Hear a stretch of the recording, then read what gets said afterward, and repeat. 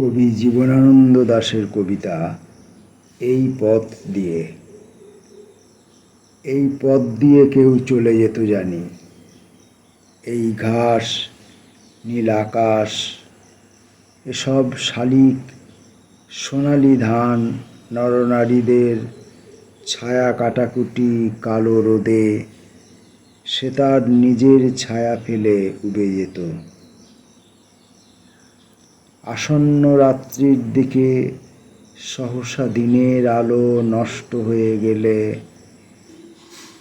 কোথাও নতুন ভোর রয়ে গেছে জেনে, সে তার নিজের স্বাদ রৌদ্রস্বর্ণ সৃষ্টি করেছিল।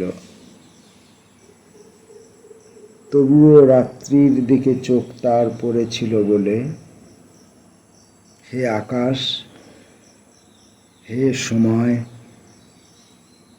তোমার আলোকবর্ষ ব্যাপ্তি শেষ হলে, যখন আমার মৃত্যু হবে, সময়ের বঞ্চনায় বিরচিত সে এক নারীর অবলা রাত্রির মতো চোখ মনে রবে।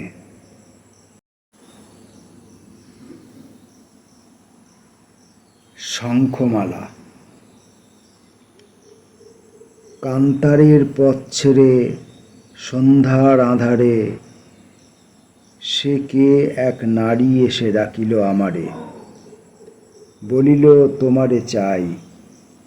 বেতের ফলের মতো নীলাভ ব্যথিত তোমার দুই চোখ খুঁজেছি নক্ষত্রে আমি, কুয়াশার পাখনায় সন্ধ্যার নদীর জলে নামে যে আলোক, জোনাকির দেহ হতে খুঁজেছি তোমাকে সেইখানে।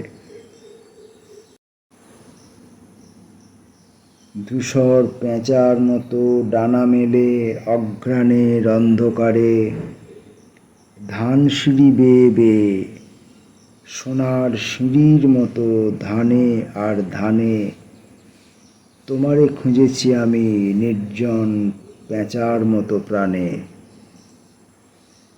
দেখিলাম দেহ তার বিমর্ষ পাখির রঙে ভরা, সন্ধ্যার আঁধারে ভিজে শিরীষের ডালে যেই পাখি দেয় ধরা।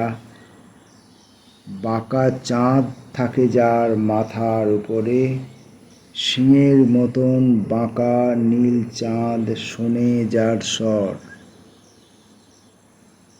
কড়ির মতন সাদা মুখ তার, দুইখানা হাত তার হিম, চোখে তার হিজল কাঠের রক্তিম চিতা জ্বলে। দক্ষিণ শিয়রে মাথা শঙ্খমালা যেন পুড়ে যায় সে আগুনে হায়।